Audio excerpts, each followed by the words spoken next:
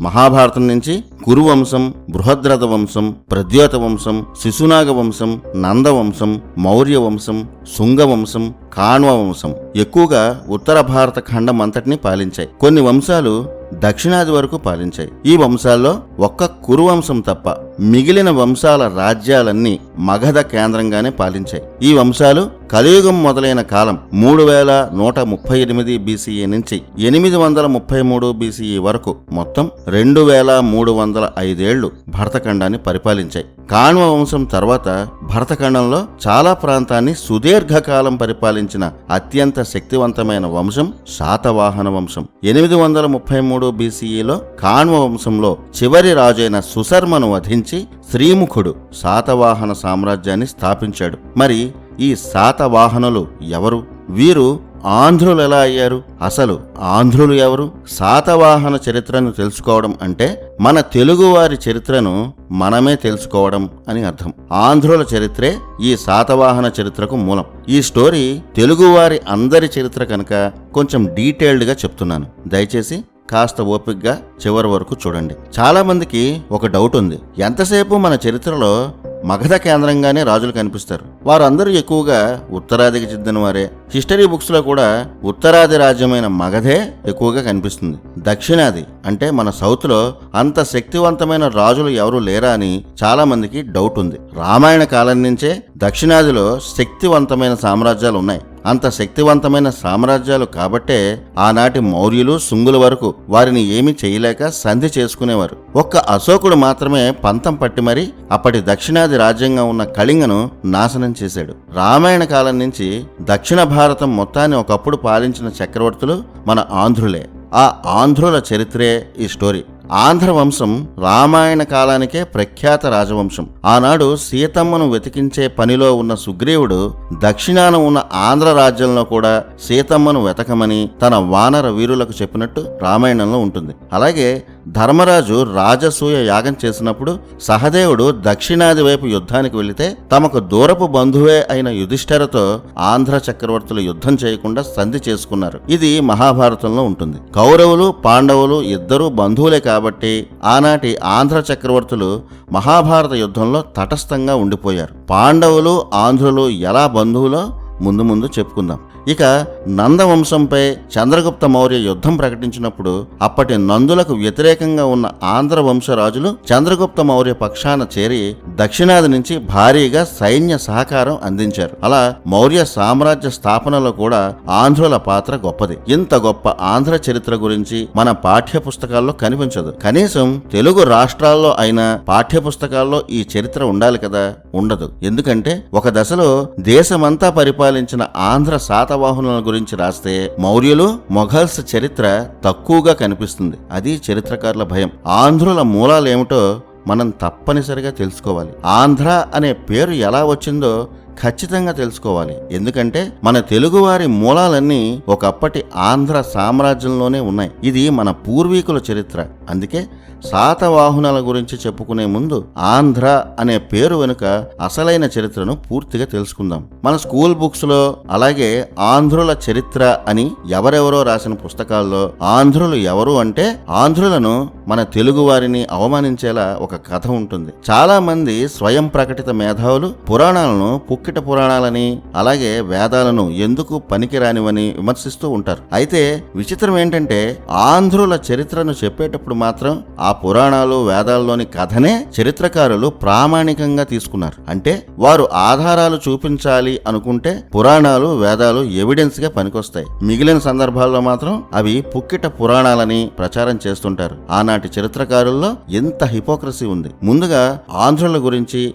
మన చరిత్ర పుస్తకాల్లో ఇన్నేళ్లలో మనతో చదివిస్తున్న ఆంధ్ర చరిత్రకు ఏమాత్రం సంబంధం లేని తప్పుడు ఆధారం ఏంటో తెలుసుకుందాం. చరిత్ర పుస్తకాల్లో ఆంధ్రుల చరిత్ర కోసం హిస్టోరియన్లు ఋగ్వేదంలోనే భాగమైన ఐతరేయ బ్రాహ్మణంలోని సునస్సేపుడి చరిత్రను తీసుకున్నారు. ఇది నిజంగా జరిగినదే, కానీ ఆంధ్ర చరిత్రతో ఈ కథకు ఎలాంటి సంబంధం లేదు. ఈ ఘట్టం ఇక్ష్వాకు వంశంలోని శ్రీరాముడి కన్నా చాలా తరాలు ముందరివాడైన హరిశ్చంద్రుడి కాలంలో, అది సరస్వతీ నదీ తీరంలో జరిగింది. హరిశ్చంద్రుడికి ఎంతో కాలం పిల్లలు కలగలేదు. విసిగిపోయిన హరిశ్చంద్రుడు వరుణుడి కోసం ఒక యజ్ఞం చేశాడు. కనీసం నీకు బలి ఇవ్వడానికైనా ఒక కుమారుడిని ప్రసాదించు అని వరుణ దేవుణ్ణి బాధతో వేడుకున్నాడు. వరుణుడు తథాస్తు అన్నాడు. కొన్నాళ్లకు హరిశ్చంద్రుడికి లోహితాశ్వ జన్మించాడు. కానీ ఆనాడు ఆవేశంలో తనకు పుట్టిన కుమారుడునే బలి ఇస్తానని హరిశ్చంద్రుడు వరుణుడికి మాట ఇచ్చాడు కదా. మరోవైపు కుమారుడైన లోహితుడు తండ్రి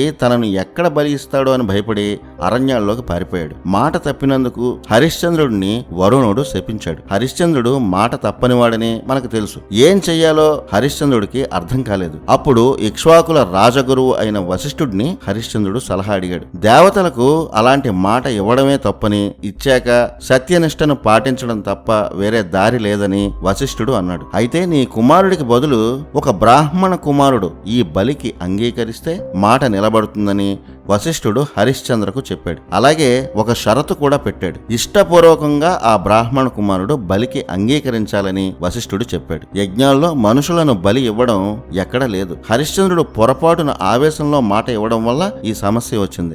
తెలిసి ఎవరు తమను తాము బలి ఇచ్చుకునేందుకు రారు. ధనం కోసం బ్రాహ్మణ కుమారుడిని బలిగా ఇచ్చేందుకు ఏ కుటుంబమైనా ముందుకు వస్తుందేమోనని రాజ ప్రముఖులు అగ్రహారాలు తిరుగుతున్నారు. అలా వెతుకుతుంటే అజీగర్త అనే ఒక పేద బ్రాహ్మణుడు ఒక అగ్రహారంలో కనిపించాడు. అతనికి 3 కుమారులు. అతని దగ్గరికి వెళ్లిన రాజప్రముఖులు జరిగిన విషయమంతా అజీగర్తకు చెప్పారు. ఒక కుమారుడిని రాజుగారి కోసం ఇవ్వగలరా అని అడిగినంత ధనం ఇస్తామని మాటిచ్చారు. అయితే తనకు తల కొరివి పెట్టే పెద్ద కుమారుడిని ఇవ్వనని అజీగర్త చెప్పాడు. చిన్న కుమారుడిని వదిలి ఉండలేనని అజీగర్త భార్య చెప్పింది. ఇక మిగిలింది 2వ కుమారుడు. అతని పేరే సునస్సేఫ.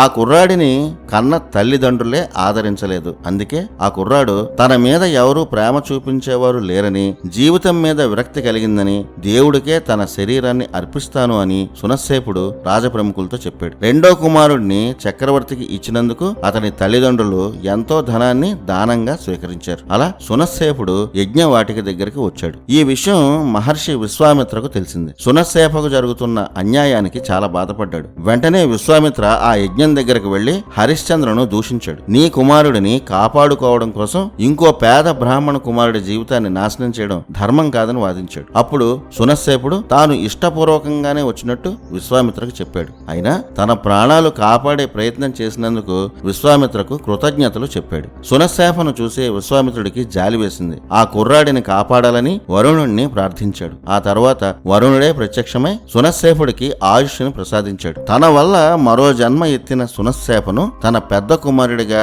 విశ్వామిత్ర స్వీకరించాడు. అతనికి దేవరాత అనే పేరు పెట్టి ఇంటికి తీసుకెళ్లాడు. సునస్సేపుడే ఇక నుంచి ఈ ఇంటికి పెద్ద కుమారుడని, అతని ఆజ్ఞను అందరూ పాటించాలని విశ్వామిత్రుడు ఆదేశించాడు. విశ్వామిత్రుడికి 100 మంది కుమారులు. వారిలో మొదటి 50 మంది సునస్సేపను తమ అన్నగా అంగీకరించలేదు. పైగా విశ్వామిత్రుడి నిర్ణయాన్ని హేళన చేశారు. రెండో 50 మందిలో పెద్దవాడు మధుచ్ఛంద. ఇతను ప్రఖ్యాత వేద ఋషి. ఋగ్వేదంలో కనిపించే మొదటి మంత్రం మధుచ్ఛందే దర్శించాడు. మధుచ్ఛంద సహా మిగిలిన 50 మంది తండ్రి ఆజ్ఞను స్వీకరించారు. మొదటి 50 మంది కుమారులు తన ఆజ్ఞను అంగీకరించినందుకు విశ్వామిత్రకు ఆగ్రహం వచ్చింది. వారందరినీ ఘోరంగా శపించాడు. ఆ 50 మంది కుమారుల వంశాలన్నీ నీచమైన జాతులుగా, దొంగలుగా, జంతువులను వేటాడే వేటగాళ్లుగా, ధర్మానికి వేదానికి వ్యతిరేకంగా బతుకుతారని విశ్వామిత్రుడు శపించాడు. ఆ 50 మందే అంధ్ర, పుండ్ర, శబర, పుళింద, మూతిబా అనే జాతులుగా మారి అడవుల్లో కొందరు దొంగలు, దోపిడీదారులుగా కొందరు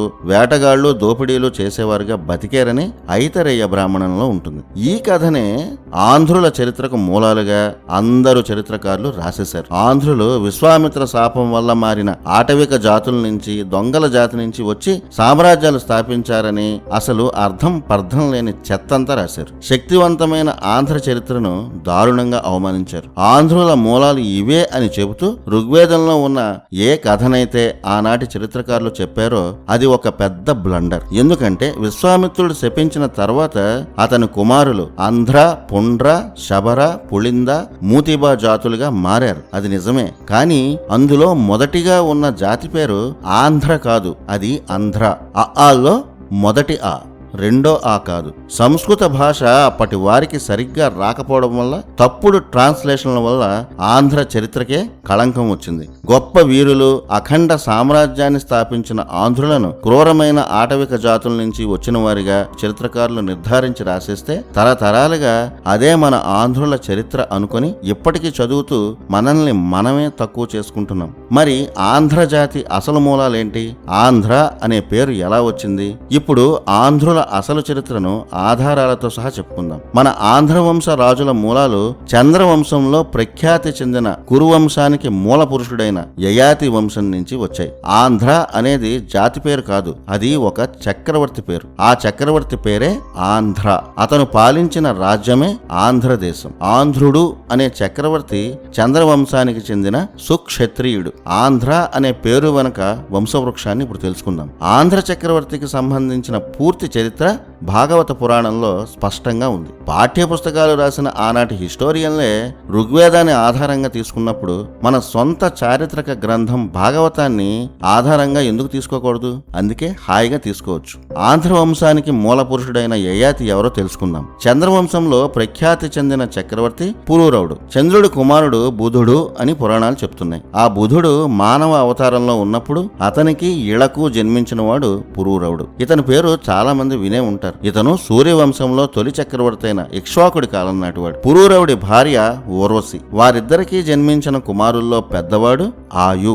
ఆయు కుమారుల్లో పెద్దవాడు నహుష. ఇతను కూడా పురూరవులాగే ప్రఖ్యాతి చెందిన చంద్రవంశ చక్రవర్తి. ఇంద్ర పదవిని కూడా కొన్నాళ్లు నహుషుడు అధిష్ఠించాడు. ఈ నహుషుడు కుమారుడే భరతఖండ ప్రాచీన రాజవంశాలకు మూలమైన యయాతి చక్రవర్తి. మహాభారతంలో కనిపించే యదువంశం, కురువంశానికి మూల పురుషుడు ఈ యయాతి. అంతేకాదు, ఈ యయాతి వంశం నుంచి వచ్చినదే ఆంధ్ర వంశం. అది ఎలాగో ఇప్పుడు చూద్దాం. యయాతికి ఇద్దరు భార్యలు. ఒకరు దేవయాని, ఇంకొకరు శర్మిష్ఠ. దేవయానికి ఇద్దరు కుమారులు. వారు యదువు, తుర్వసు. ఇక యయాతికి శర్మిష్ఠకు ముగ్గురు కుమారులు. వారు ద్రుహ్య, అనువు, పురు. అలా యయాతికి మొత్తం 5 కుమారులు. వీరిలో యయాతి పెద్ద కుమారుడు యదువు. ఆ యదువంశంలోనే మహాభారత కాలంలో శ్రీకృష్ణుడు జన్మించాడు. శ్రీకృష్ణుడు యదువంశంలో జన్మించిన చంద్రవంశ క్షత్రియుడు. యయాతి కుమారుల్లో చివరివాడు పురు. ఆ పురువంశం నుంచి వచ్చినదే కురువంశం, అంటే పాండవులు, కౌరవులు. ఇక యయాతి కుమారుల్లో 4వ కుమారుడు అనువు. ఈ అనువంశంలో 8వ తరంలో 2 సోదరులు జన్మించారు. వారు ఉసీనర, తితిక్ష.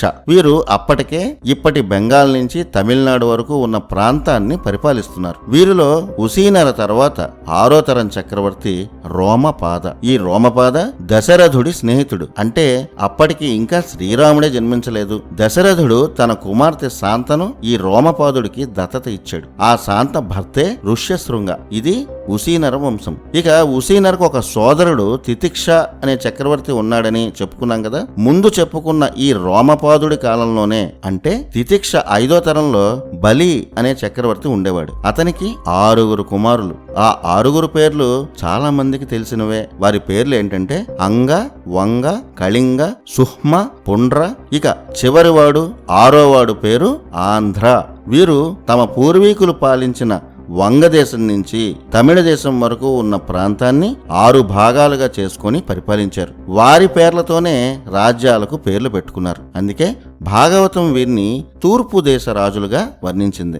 ఇప్పటికీ భారతదేశం మ్యాప్లో తూర్పున ఉండే రాష్ట్రాలు అస్సాం, బెంగాల్, కిందకు వస్తే ఒడిషా, ఆ తర్వాత దక్షిణ రాష్ట్రాలు. అలా అంగ, వంగ, కళింగ, సుహ్మ, పుండ్ర, ఆంధ్ర ఈ 6 పాలన తూర్పు భారతం నుంచి మొదలై ఇప్పటి ఒడిషా, ఆంధ్రప్రదేశ్, తెలంగాణ, తమిళ ప్రాంతాల వరకు రాజ్యాలను విస్తరించారు. పైన చెప్పిన 6లో అంగ అనే రాజు పాలించిన రాజ్యమే అంగరాజ్యం. అంగరాజ్యమే ఇప్పటి బిహార్. వంగ అనే రాజు పాలించిన ప్రాంతమే వంగరాజ్యం, అంటే ఇప్పటి బెంగాల్. కళింగ అనే రాజు పాలించిన ప్రాంతమే అప్పటి కళింగ రాజ్యం. అశోకుడు చేసిన కళింగ యుద్ధం ఈ ప్రాంతం మీదే. ఆనాటి కళింగ ప్రాంతమే ఈనాటి ఒడిషా. 4, 5 చక్రవర్తులైన సుహ్మ, పుండ్ర వీరిద్దరూ ఇప్పటి బంగ్లాదేశ్, అటువైపు ఉన్న తూర్పు రాష్ట్రాలన్నింటినీ పరిపాలించారు. ఇక చివరి వాడైన ఆంధ్ర అనే రాజు పాలించిన ప్రాంతమే నేటి తెలుగు ప్రాంతం. అంటే ఇప్పటి ఆంధ్రప్రదేశ్, తెలంగాణ ప్రాంతాలన్నమాట. ఇక చివరివాడైన ఆంధ్ర అనే రాజు పాలించిన ప్రాంతమే నేటి తెలుగు ప్రాంతం. అంటే ఇప్పటి ఆంధ్రప్రదేశ్, తెలంగాణ అలాగే తమిళనాడులో కొంత భాగం. ఆంధ్ర అనే చక్రవర్తి పాలించాడు కాబట్టే మన ప్రాంతానికి ఆంధ్రదేశం అనే పేరు వచ్చింది. ఆంధ్రదేశంలో మన పూర్వీకులు తరతరాలుగా ఉన్నారు కాబట్టి వారంతా ఆంధ్రులయ్యారు. ఇప్పుడు రాష్ట్రాల వారీగా విడిపోయినా అప్పట్లో ఇదంతా ఒకటే రాజ్యం. మీరు గమనిస్తే ఇప్పటికీ వరుసగా ఉండే ఈ రాజ్యాలను అంగ, వంగ, కళింగ, సుహ్మ, పుండ్ర, ఆంధ్ర ఈ ఆరుగురు పాలించారు. రామాయణ కాలంలో దశరథుడి కాలంలోనే ఈ ఆరుగురు తూర్పు, దక్షిణ భారతాలను పరిపాలించారు. కొన్ని లక్షల ఏళ్ల క్షత్రియ చరిత్ర ఈ ఆంధ్రదేశానికి ఉంది. దశరథుడి కాలం నుంచే ఉన్న రాజ్యం ఆంధ్రదేశం. ధర్మరాజు రాజసూయం చేసినప్పుడు సహదేవుడు ఆంధ్ర రాజ్యంపై యుద్ధానికి వెళ్తే మనం బంధువులం అవుతామని ఆంధ్ర చక్రవర్తి యుధిష్ఠిరుతో సంధి చేసుకున్నాడు. అందరూ యయాతి వారసులే కాబట్టి పాండవులు, కౌరవులు, ఆంధ్రులు బంధువులే అవుతారు. అందుకే వీరు మహాభారత యుద్ధంలో తటస్థంగా ఉండిపోయారు. ఆంధ్రదేశాన్ని ఆంధ్ర చక్రవర్తుల వారసులే వేల ఏళ్ల పాటు పాలించి దక్షిణాది అంతా విస్తరించారు. ఆ తర్వాత ప్రాంతాలు, భాషలు, సంస్కృతులు అన్నీ మారాయి. ఇది మన ఆంధ్రుల అసలైన చరిత్ర.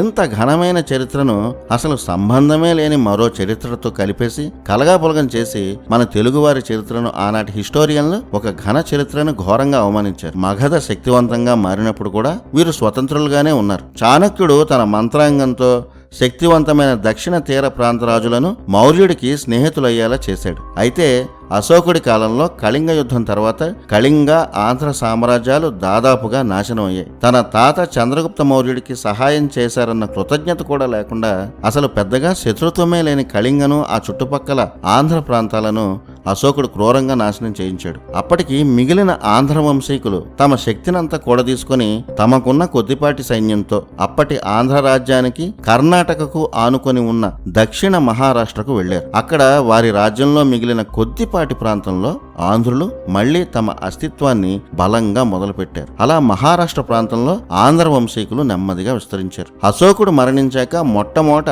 స్వతంత్రం ప్రకటించుకున్నది కళింగ, ఆంధ్ర రాజ్యాలే. స్వతంత్రం ప్రకటించుకున్న ఆ ఆంధ్రులే శాతవాహనులుగా ప్రఖ్యాతి చెందారు. ఇది అసలైన ఆంధ్రుల చరిత్ర. ఇందుకు పురావస్తు తవ్వకాల్లో కూడా శాతవాహన ఆంధ్రుల కాలం నాటి ఎన్నో ఆధారాలు లభించాయి. మరి ఆంధ్రులు శాతవాహనులు ఎలా అయ్యారు? ఆ పేరు ఎలా వచ్చింది? ఆంధ్రులు అంటే శాతవాహనులు మాత్రమేనా? శాతవాహనుల్లో ప్రఖ్యాతి చెందిన చక్రవర్తుల హిస్టరీ ఏమిటి? మన హిస్టరీ బుక్స్ లో శాతవాహనుల కాలాన్ని 2 BCEగా చెప్తున్నారు. కానీ మన భారత చరిత్ర పరిశోధకుల ప్రకారం అది తప్పని తెలుస్తోంది. శాతవాహన సామ్రాజ్యానికి పునాది పడిన కాలం 833 BCE. శాతవాహన సామ్రాజ్యాన్ని శ్రీముఖుడు స్థాపించాడని హిస్టరీ బుక్స్ లో ఉంటుంది. అతని అసలు పేరు సింహకుడు. ఆ పేరు పలకడం రాని విదేశీ చరిత్రకారులు సిముక అని పిలిచేవారు. ఆ తర్వాత ఆ పేరే శ్రీముఖ అని మన చరిత్రకారులు రాశారు. శాతవాహన సామ్రాజ్యాన్ని స్థాపించిన ఆంధ్రుడు వీరుడు, ధీరుడు సింహకుడు. వాడుక భాషలో ఆ పేరునే శ్రీముఖుడు అని చరిత్ర పుస్తకాల్లో రాశారు. సింహక అనే పేరు వెనక కూడా ఆధారాలున్నాయి. సింహక అనే పేరు నుంచే శాతవాహన అనే పేరు కూడా వచ్చింది.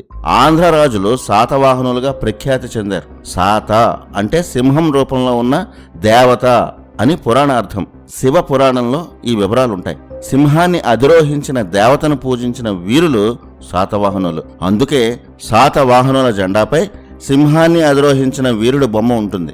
ఆంధ్రులు శాతవాహనులుగా ప్రఖ్యాతి చెందడానికి అసలు కారణం వారు సింహవాహిని అయిన ఆదిశక్తిని పూజించడం. వీరు సింహస్థ అనే దేవతను తమ కుల దేవతగా పూజించేవారు. సింహస్థ అంటే సింహాన్ని వాహనంగా కలిగిన దేవత, అంటే ఆదిశక్తి అన్నమాట. అలాంటి శక్తివంతమైన ఆదిశక్తిని శాతవాహనులు పూజించారు. ఇప్పటికీ దేశమంతటా దుర్గమ్మగా, పరాశక్తిగా ఆదిశక్తిని పూజిస్తున్నాం.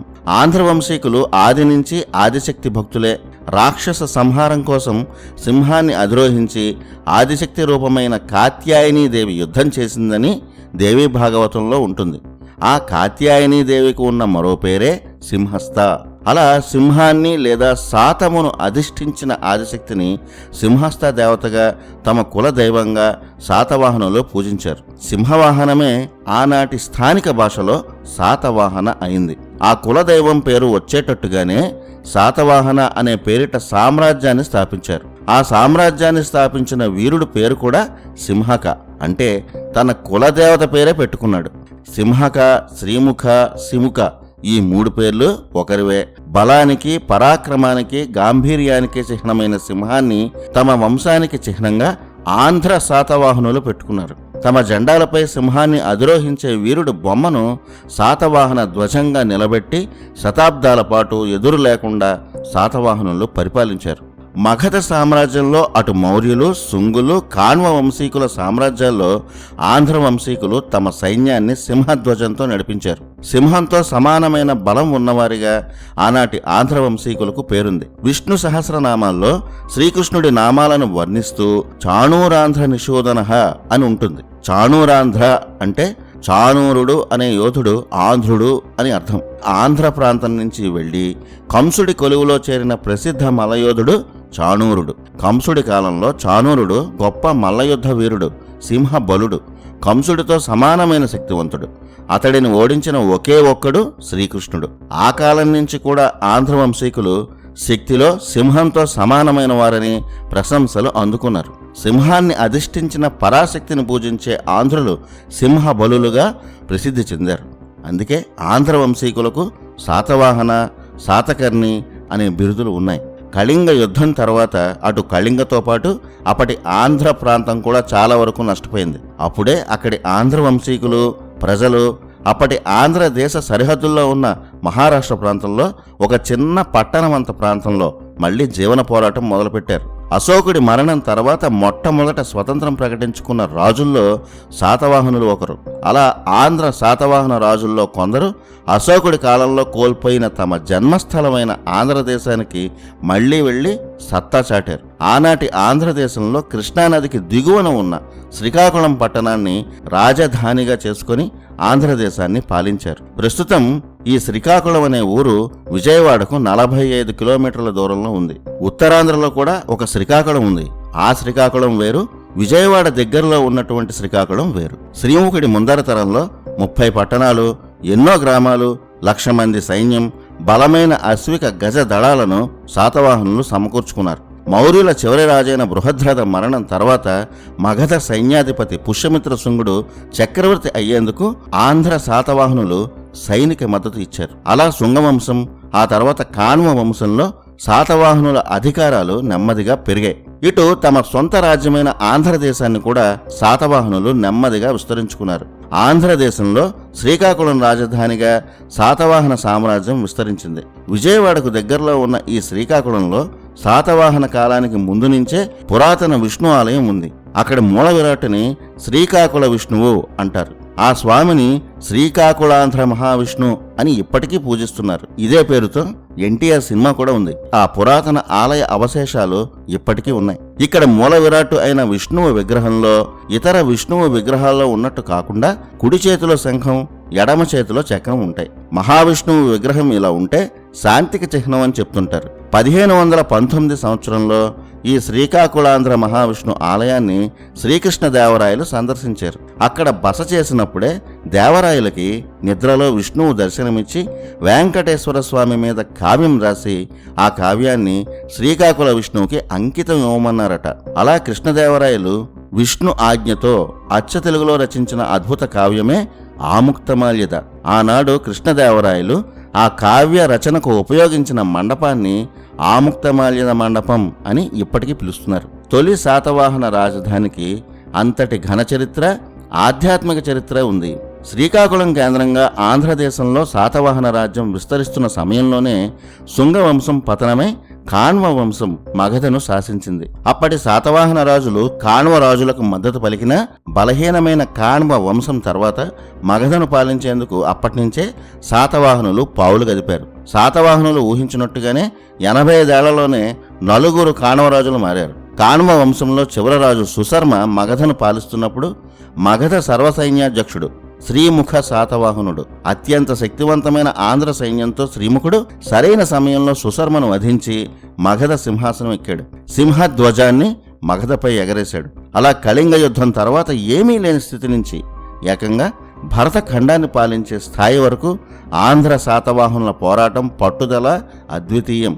ఎప్పుడూ ఉత్తరాది వారే పాలించిన మగధపై ఒక ఆంధ్రుడు మన తెలుగు నేలకు చెందినవాడు జెండా ఎగరేసి దాదాపు భరత ఖండమంతటిని పరిపాలించాడు. శ్రీముఖుడు మగధ చక్రవర్తి అయ్యాక ఎన్నో మార్పులు చేశాడు.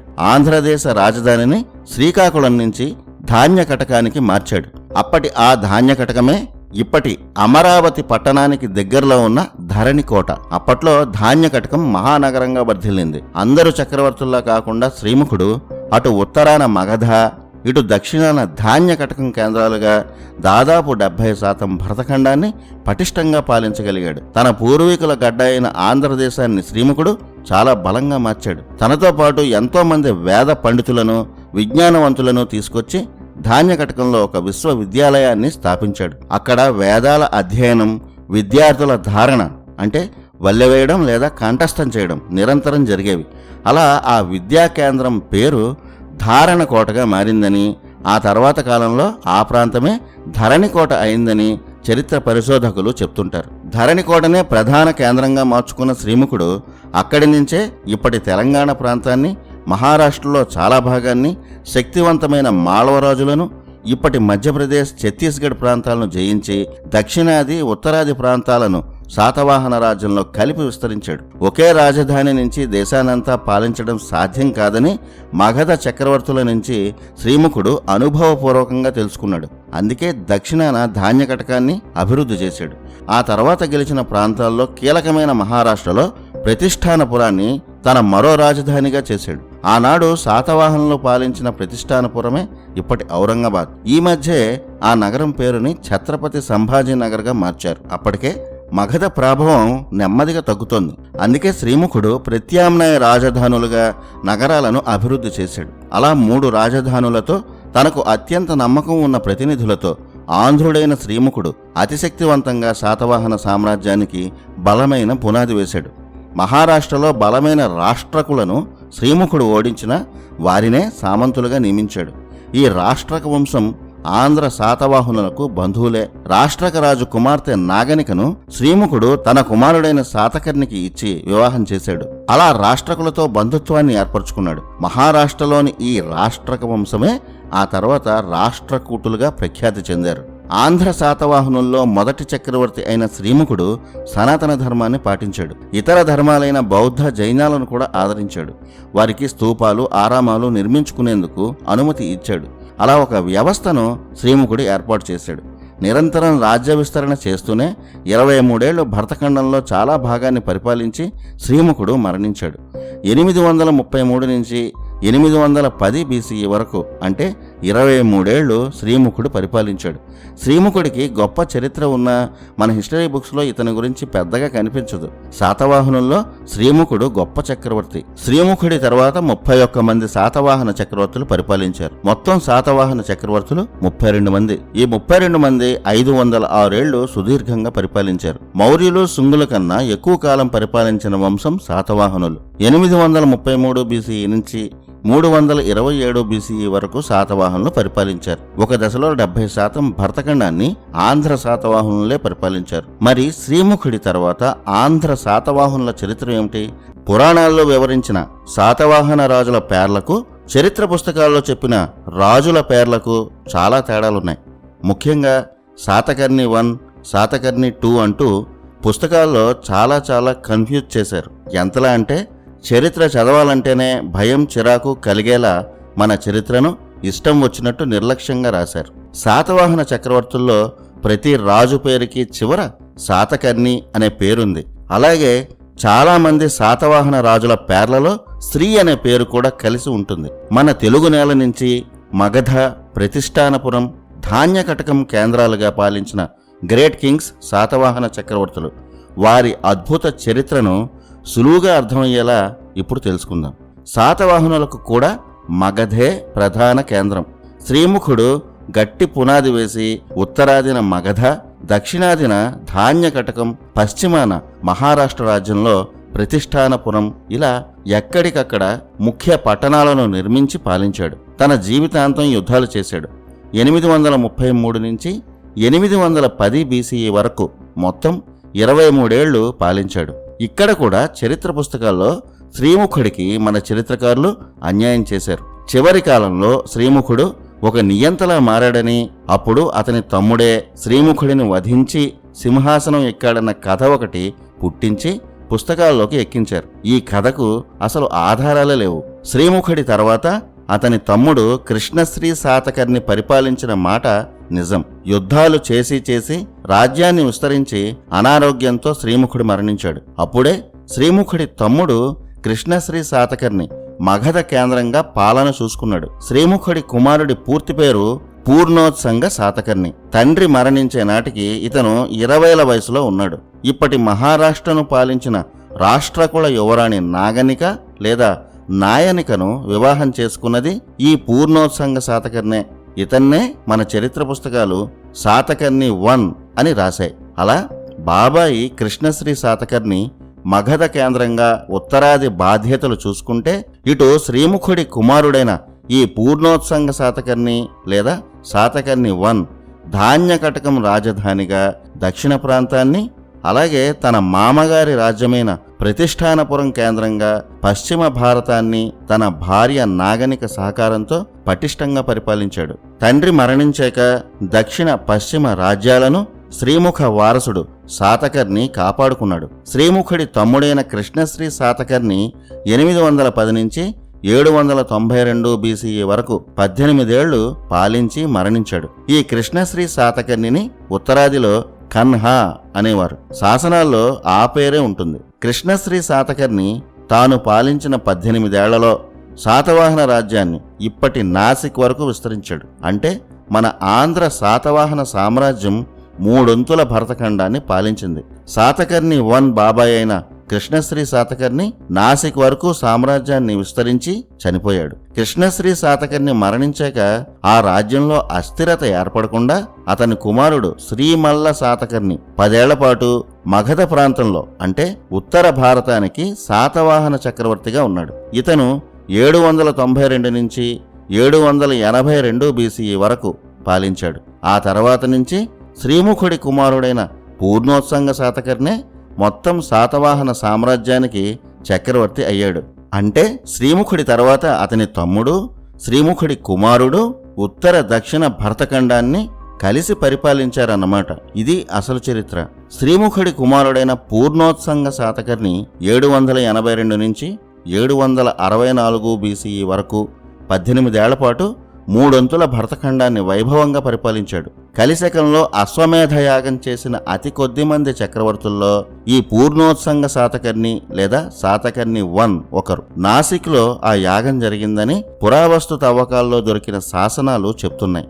నాసిక్ దగ్గరలో ఉన్న నానాఘాట్ ప్రాంతంలో శాతవాహనుల శాసనాలు దొరికాయి. ఆ శాసనాలను అశ్వమేధ యాగం సందర్భంగా శాతకర్ణి భార్య నాగనిక వేసినట్టు అందులో సమాచారం చెప్తోంది. శాతవాహన రాజ్య స్థాపకుడు శ్రీముఖుడి కుమారుడైన శాతకర్ణి దక్షిణాపధపతి అని ఆ శాసనంలో నాగనిక రాయించింది. అంటే ఇటు ఆంధ్ర, తమిళ, కర్ణాటక నుంచి మహారాష్ట్ర గోదావరి లోయ వరకు దక్షిణ ప్రాంతం అంతటినీ శాతకర్ణి 1 పరిపాలించినట్టు ఈ శాసనం ద్వారా తెలుస్తోంది. చరిత్ర పుస్తకాల్లో ఈ కాలాన్ని 70 బీసీఈగా చెప్తుంటారు. కానీ శాసనాల్లో ఎక్కడా కూడా ఆ కాలానికి సంబంధించిన వివరాలు లేవు. కానీ పురాణ ఆధారాల ప్రకారం పూర్ణోత్సంగ శాతకర్ణి కాలం 782 నుంచి 764 బీసీ. ఎంత చరిత్రను మన చరిత్రకారులు మాయం చేశారో చూడండి. అదే ప్రాంతంలో నాగనిక పేరు మీద వెండి నాణేలు కూడా బయటపడ్డాయి. ప్రపంచ చరిత్రలో ఒక రాణి పేరు మీద దొరికిన అతి ప్రాచీన వెండి నాణాలు నాగనిక రాణివే. రాజ్య వ్యవహారాల్లో కూడా ఈ మహారాష్ట్ర యువరాణి అయిన నాగనిక మేధావి అని తెలుస్తోంది. పైగా ధీర వనిత కూడా. శాతకర్ణి మరణించాక కొన్నేళ్లపాటు నాగనిక రాణే సామ్రాజ్యాన్ని కాపాడుకుంది. శ్రీముఖుడి తర్వాత శాతవాహన సామ్రాజ్యానికి ఘనమైన వైభవం తీసుకొచ్చినవాడు అతని కుమారుడైన పూర్ణోత్సంగ శాతకర్ణి లేదా శాతకర్ణి 1. నాసిక్ దగ్గరలో ఉన్న నానాఘాట్లో శాతకర్ణి నాగనికలకు సంబంధించిన శాసనం దొరికిందని చెప్పుకున్నాం కదా. ఇందులో నానాఘాట్ అసలు పేరు నానేఘాట్. నానే అంటే నాణెం, ఘాట్ అంటే కనుమ. ఆ కాలంలో ఈ గోదావరి పర్వత కనుమల నుంచి వెళ్లే వ్యాపారుల నుంచి సుంకం వసూలు చేసే టోల్గేట్ నానేఘాట్. ఏ వ్యాపారి శాతవాహన సామ్రాజ్యంలోకి వచ్చి వ్యాపారం చేసుకోవాలనుకున్నా సుంకం చెల్లించాలి. అంత కట్టుదిట్టంగా శాతకర్ణి వన్ పాలించాడు. నానాఘాట్ శాసనంలో శాతకర్ణికి వీర, శూర, దక్షిణాపధిపతి, అప్రతిహత చక్రవర్తి ఇలాంటి బిరుదులన్నీ ఉన్నాయి. అలాగే ఈ శాతకర్ణి కుమారుడి పేరే వేదశ్రీ శాతకర్ణి అని కూడా ఈ శాసనంలో ఉంటుంది. యజ్ఞ యాగాలు వేల సంఖ్యలో గోవుల దానం చేసినట్టు ఈ శాసనాల్లో ఉన్నాయి. దీనిని బట్టి శాతవాహనులు వేద ధర్మాన్ని పాటించినట్టు ఆధారాలు చెప్తున్నాయి. ఈ శాతకర్ణి సమయంలోనే ఇప్పటి ఒడిషా ప్రాంతమైన కళింగ రాజ్యాన్ని ఖారవేలుడు పరిపాలిస్తున్నాడు. అతను అత్యంత శక్తివంతుడు.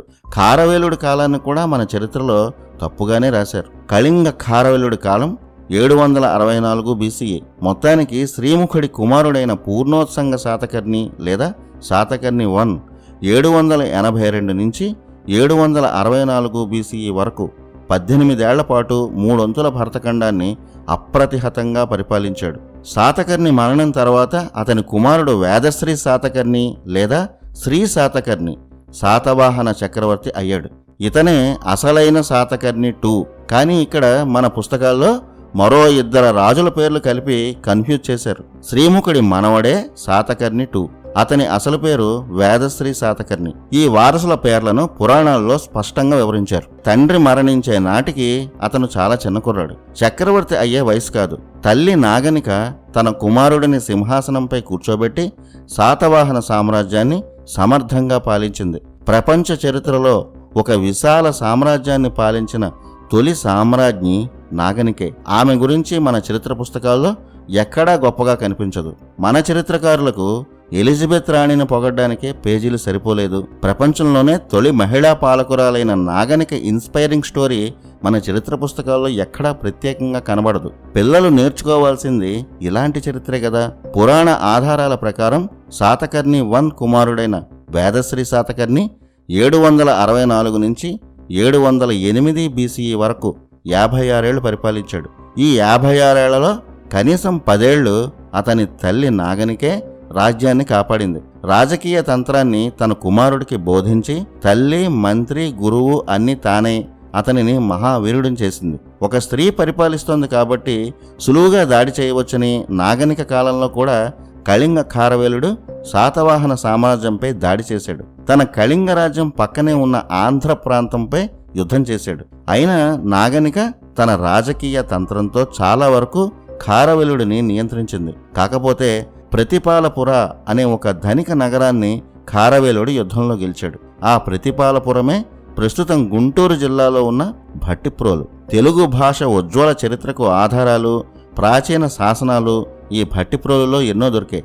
మొత్తానికి నాగనిక సహకారంతో ఆమె కుమారుడు వేదశ్రీ శాతకర్ణి 764 నుంచి 708 BCE వరకు మొత్తం 56 ఏళ్లు పాలించాడు. 708 BCEలో వేదశ్రీ శాతకర్ణి మరణించాడు. ఇక ఇక్కడి నుంచి చాలా కాలం పాటు శాతవాహనులకు బలమైన చక్రవర్తి లేడు. అదే సమయంలో ఇప్పటి ఆఫ్ఘనిస్తాన్ ప్రాంతం అవతల ఒక ఆటవిక సైన్యం తయారైంది. వేదకాలంలో అప్పటి వ్యవస్థను వ్యతిరేకించి అరాచకాలు సృష్టించిన వారిని, దొంగతనాలు, దోపిడీలు చేసేవారిని ఋగ్వేదం దస్యులు అని వివరించింది. వీరు ప్రజలపై పడి అరాచకాలు చేసేవారు. ఇలాంటి వారిని అన్ని రాజ్యాలు బహిష్కరించాయి. ఈ అరాచక ముఠాలన్నీ ఒక సైన్యంగా మారి ఇప్పటి ఆసియాలో కొన్ని ప్రాంతాలు, అలాగే యూరప్ ప్రాంతాల్లో రాజ్యాలు స్థాపిస్తూ వచ్చాయి. వారే శకులు, యవనులు, బర్బరులు, చీనులు, హారులు, హూణులు. వీరి గురించి పురాణాల్లోనూ ఉంటుంది, మన చరిత్రలో కూడా కనిపిస్తూ ఉంటుంది. పురాణాల ప్రకారం వీరిలో చాలామంది క్షత్రియులే. ఎప్పటినుంచో వీరు సుసంపన్నమైన భరతఖండం మీద దాడి చేయడం, దోపిడీలు చేయడం, ఇక్కడి ప్రజలపై అరాచకాలు చేయడం ఇదే వారి వృత్తిగా ఉండేది. భరతఖండం మీద దాడి చేసిన ప్రతిసారి వారిని మన చక్రవర్తులు అణిచివేయడం, తరిమివేయడం జరుగుతూనే ఉండేది. శ్రీకృష్ణుడి కాలంలో కూడా వీరి దాడులున్నాయి. ఈ శకులు, హూణుల దాడులు మౌర్య, శుంగ, శాతవాహన కాలాల్లో ఎక్కువగా జరిగాయి. ముఖ్యంగా శాతవాహనుల కాలంలో శకుల అరాచకాలు చాలా పెరిగాయి. శ్రీముఖుడు, అతని కుమారుడు పూర్ణోత్సంగ శాతకర్ణి, అలాగే శ్రీముఖుడి మనవడు వేదశ్రీ శాతకర్ణులు చాలా శక్తివంతులు కాబట్టి శకుల ఆటలు సాగలేదు. కానీ వేదశ్రీ మరణం తర్వాత చాలా కాలం పాటు బలహీన శాతవాహన చక్రవర్తులు పాలించారు. వారెవరు? శకులు, హూణులు. వీళ్ళెవరు? ఈ విదేశీ దండయాత్రల నుంచి భరతఖండాన్ని కాపాడిన ఆంధ్ర శాతవాహన వీరులెవరు? 56 ఏళ్లు సుదీర్ఘంగా పరిపాలించిన వేదశ్రీ శాతకర్ణి 708 బీసీఈలో మరణించాడు. ఆ తర్వాత చాలా కాలం పాటు శాతవాహన సామ్రాజ్యానికి బలమైన చక్రవర్తి లేడు. మౌర్యులు, శుంగులు, శాతవాహన చక్రవర్తుల్లో వేదశ్రీ ఉన్నంత వరకు శకులు, హూణులు, యవనులు లాంటి మ్లేచ్ఛరాజులు భరతఖండంలో అడుగు పెట్టడానికి కూడా వణికారు. వారిని మన చక్రవర్తులు తరిమి తరిమి కొట్టారు. కానీ వేదశ్రీ శాతకర్ణి మరణించిన తర్వాత పరిపాలించిన బలహీన చక్రవర్తులు విదేశీ దురాక్రమణదారుల నుంచి తీవ్రమైన దాడులు ఎదుర్కొన్నారు. ఈ శకులు, హూణులు, యవనులు వీరంతా ఒకప్పుడు భరతఖండం నుంచి బహిష్కరించబడిన అరాచక శక్తులు. వీరి చరిత్ర గురించి ఒక ఫుల్ వీడియో త్వరలోనే వస్తుంది. ముందుగా శాతవాహనుల్లో వేదశ్రీ శాతకర్ణి తర్వాత శాతవాహన చరిత్ర ఏమైందో తెలుసుకుందాం. 708 బీసీఈలో శాతవాహన చక్రవర్తుల్లో 4వ వాడైన వేదశ్రీ శాతకర్ణి మరణించాడు.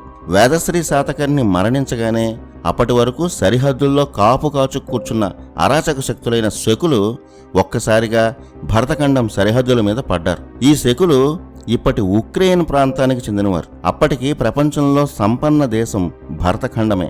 అందుకే ప్రపంచంలో మిగిలిన అరాచక శక్తుల కళ్ళన్నీ మన దేశం మీదే ఉండేవి. శకుల దాడుల్లో వేల సంఖ్యలో ప్రజలు మరణించారు.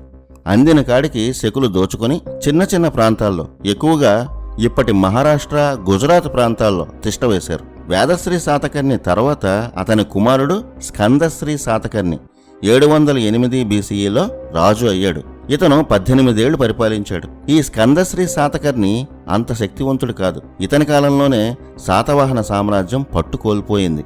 స్కందశ్రీ తర్వాత లంబోదర శాతకర్ణి, అపీతక శాతకర్ణి, మేఘ శాతకర్ణి, శాతశ్రీ శాతకర్ణి, స్కంద శాతకర్ణి, మృగేంద్ర శాతకర్ణి, కుంతల శాతకర్ణి, సౌమ్య శాతకర్ణి, శాతశాతకర్ణి పరిపాలించారు. ఈ 10 మంది శాతవాహన చక్రవర్తులు శ్రీముఖుడి మనవడు అయిన వేదశ్రీ శాతకర్ణి తర్వాత పరిపాలించారు. వేదశ్రీ శాతకర్ణి తర్వాత అంటే 708 బీసీఈ నుంచి 593 బీసీఈ వరకు 115 ఏళ్లు ఈ 10 మంది శాతవాహన చక్రవర్తులు పరిపాలించారు. అసమర్థులైన ఈ 10 మంది చక్రవర్తులు పరిపాలించిన 115 ఏళ్లలో ఇతర సామంతులు, శకుల దాడుల వల్ల శాతవాహన సామ్రాజ్యం చాలా వరకు కోల్పోయింది. ముఖ్యంగా విదేశాల నుంచి వచ్చిన శకరాజుల వల్ల శాతవాహన సామ్రాజ్యం తీవ్రంగా నష్టపోయింది. అఖండ శాతవాహన సామ్రాజ్యం ప్రస్తుత తెలుగు ప్రాంతాలకు, మహారాష్ట్రలో కొంత భాగానికి మాత్రమే పరిమితమైపోయింది. ఇలాంటి పరిస్థితుల్లో మళ్లీ ఒక శక్తివంతమైన శాతవాహన చక్రవర్తి జన్మించాడు. అతనే శాతకర్ణి కుమారుడు పులోమ శాతకర్ణి. చరిత్రలో ఈ పులోమ శాతకర్ణి గురించి రాసిన వాటిలో అతి పెద్ద తప్పు ఏంటంటే ఇతను కాణ్వరాజు సుశర్మను వధించి మగధను సాధించాడని రాశారు. ఇది చాలా పెద్ద బ్లండర్. కాణ్వ వంశంలో చివరి రాజైన సుశర్మను శాతవాహనుల తొలి చక్రవర్తి శ్రీముఖుడు 833 బీసీఈలో వధించి శాతవాహన సామ్రాజ్యాన్ని స్థాపించాడు. పులోమ శాతకర్ణికి శాతవాహన చక్రవర్తిగా పట్టాభిషేకం జరిగిన సంవత్సరం 593 బీసీఈ. అప్పటికే కాణ్వరాజు సుశర్మ మరణించి 240 ఏళ్లైంది. కాణ్వ సామ్రాజ్యాన్ని పూర్తిగా నిర్మూలించిన తర్వాతే శ్రీముఖుడు శాతవాహన సామ్రాజ్యాన్ని స్థాపించాడు. పులోమ శాతకర్ణికి కాణ్వ చక్రవర్తి సుశర్మకు అసలు సంబంధమే లేదు. పులోమ కాలానికి అసలు కాణ్వ రాజ్యమే లేదు. ఇంత పెద్ద పెద్ద తప్పులతో మన చరిత్ర పుస్తకాలు నిండిపోయాయి. పులోమ శాతకర్ణికి పట్టాభిషేకం అయ్యే నాటికి అంటే 593 బీసీఈ నాటికి శకులు, యవనులు, స్థానిక సామంతులు పాటలిపుత్రను, సరిహద్దు రాజ్యాలను ఆక్రమించి పరిపాలిస్తున్నారు. వారందరి మీద యుద్ధం ప్రకటించి మళ్లీ మగధను స్వాధీనం చేసుకున్న శాతవాహనుడు పులోమ శాతకర్ణి. శ్రీముఖుడి తర్వాత అంతటి శక్తివంతుడిగా పులోమకు పేరుంది. శకులను భరతఖండ హద్దుల అవతలకు తరిమి కొట్టిన వీరుడు పులోమ. ధాన్యకటకం, ప్రతిష్టానపురం, పాటలిపుత్ర కేంద్రాలుగా ఉన్న ఒకప్పటి శాతవాహన సామ్రాజ్యాన్ని పులోమ మళ్లీ సాధించాడు. శాతవాహనులు అంతా కోల్పోయారు అన్న స్థితి నుంచి మళ్లీ తమ వంశపాలనకు ప్రాణం పోసినవాడు పులోమ శాతకర్ణి. 593 బీసీఈ నుంచి 557 బీసీఈ వరకు మొత్తం 36 ఏళ్ల పాటు పులోమ శాతకర్ణి పాలించాడు. శ్రీముఖ, పూర్ణోత్సంగ, వేదశ్రీ శాతకర్ణుల తర్వాత ఆ స్థాయిలో శాతవాహన సామ్రాజ్యాన్ని, భరతఖండాన్ని పాలించినవాడు పులోమ శాతకర్ణి. 557 బీసీఈలో పులోమ శాతకర్ణి మరణించాడు. అతని తర్వాత అతని కుమారుడు మేఘ శాతకర్ణి, ఆ తర్వాత అరిష్ట శాతకర్ణి పరిపాలించారు. వీరిద్దరూ పులోమ శాతకర్ణి అంత శక్తివంతులు కాకపోయినా సామ్రాజ్యాన్ని కాపాడుకోగలిగారు. వీరిలో పులోమ శాతకర్ణి మనవడైన అరిష్ట శాతకర్ణి 519 నుంచి 494 బీసీ వరకు 25 ఏళ్లు పరిపాలించాడు. ఈ సమయం భారత చరిత్రలో అతి ముఖ్యమైనది. కానీ మన చరిత్ర పుస్తకాల్లో ఈ అరిష్ట శాతకర్ణి పేరే కనిపించదు. చాలామందికి ఇతని పేరే తెలియదు. ఈ అరిష్ట శాతకర్ణి సమయంలోనే ఒక అద్భుతం జరిగింది. ఇతని కాలంలోనే ఆది శంకరాచార్యులు జన్మించారు. వైదిక ధర్మాన్ని పునఃప్రతిష్ఠించారు. శాతవాహనులు వైదిక ధర్మాన్నే పాటించారు. కానీ మౌర్యుల కాలంలో విస్తృతమైన ఇతర మతాల వల్ల వైదిక ధర్మానికి ప్రమాదం ఏర్పడింది. వైదిక ధర్మాన్ని పూర్తిగా తుడిచిపెట్టేందుకే పరాయి ధర్మాలు ప్రయత్నించాయి. భరతఖండానికి ఆత్మ, మన దేశ సంస్కృతికి తల్లివేరు వేద సనాతన ధర్మం. ఆ ధర్మం లేని రోజు అంతా అరాచకమే. అలా ప్రమాదంలో పడిన వైదిక ధర్మాన్ని మళ్లీ బతికించి భారత అస్తిత్వాన్ని, చరిత్రను కాపాడిన వేదరక్షకుడు ఆదిశంకరులు. ఆదిశంకరులు వైదిక ధర్మాన్ని సంస్కరించి మళ్లీ సంస్కృతిని బతికించి అంధకారంలో బతుకుతున్న ప్రతి ఇంటిలో ఆధ్యాత్మిక దీపం వెలిగించారు. ఇంత ఘన చరిత్ర ఉన్న ఆదిశంకరుల కాలాన్ని కూడా ఘోరమైన తప్పులతో మన చరిత్రకారులు రాశారు. కనీసం ఆయన గురించి పాఠాలు కూడా కనిపించవు. సాక్షాత్ భగవత్ స్వరూపమైన ఆదిశంకరాచార్యులు ఇప్పటి కేరళలోని కాలడి ప్రాంతంలో జన్మించిన సంవత్సరం పురాణాల్లో స్పష్టంగా ఉంది. పురాణాల్లోనూ శంకరపీఠంలో నమోదు చేసిన కాలాలను ఈ కాలాల లెక్కలకు మార్చి చూస్తే 509 బీసీఈలో ఆదిశంకరులు జన్మించారు. 477 బీసీఈలో సిద్ధిని పొందారు. అంటే కేవలం 32 ఏళ్ల వయసులో ఆదిశంకరులు సిద్ధిని పొందారు. శాతవాహనుల్లో 18వ చక్రవర్తి అయిన అరిష్ట శాతకర్ణి 519 నుంచి 494 బీసీఈ వరకు 25 ఏళ్లు పాలించాడు. ఇతని సమయంలోనే ఆదిశంకరులు జన్మించారు. వైదిక ధర్మాన్ని నిలబెట్టేందుకు తన చిన్నతనంలోనే సన్యాసం స్వీకరించి ఆదిశంకరులు వేసిన ప్రతి అడుగుని అరిష్ట శాతకర్ణి తన అదృష్టంగా భావించి ఆయన వెంట నిలిచాడు. అలాంటి గొప్ప చక్రవర్తి అయిన అరిష్ట శాతకర్ణి గురించి మన చరిత్రలో ఎక్కడా ఉండదు. ఎందుకంటే అరిష్ట శాతకర్ణి గురించి నిజాలు రాస్తే ఆదిశంకరుల గురించి రాయాల్సి వస్తుందన్న భయం. ఆదిశంకరుల గురించి నిజాలు రాయాల్సి వస్తే వైదిక ధర్మం గొప్పదనం గురించి రాయాల్సి వస్తుందని మన సూడో సెక్యులర్ హిస్టోరియన్ల భయం.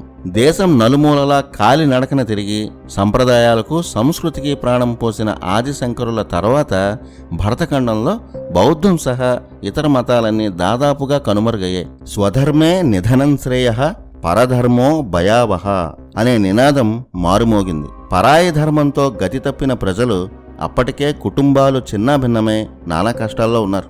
ఆదిశంకరుల పుణ్యమాని మళ్లీ వారంతా తమ స్వధర్మంలోకి వచ్చారు. అలా అరిష్ట శాతకర్ణి యుద్ధాల్లో గొప్ప విజయాలు సాధించకపోయినా భరతఖండ అస్తిత్వాన్ని నిలబెట్టి మన వేద సంస్కృతిని కాపాడే ఆదిశంకరుల యజ్ఞానికి పరోక్షంగా తన వంతు సాయం చేసి చరితార్థుడయ్యాడు.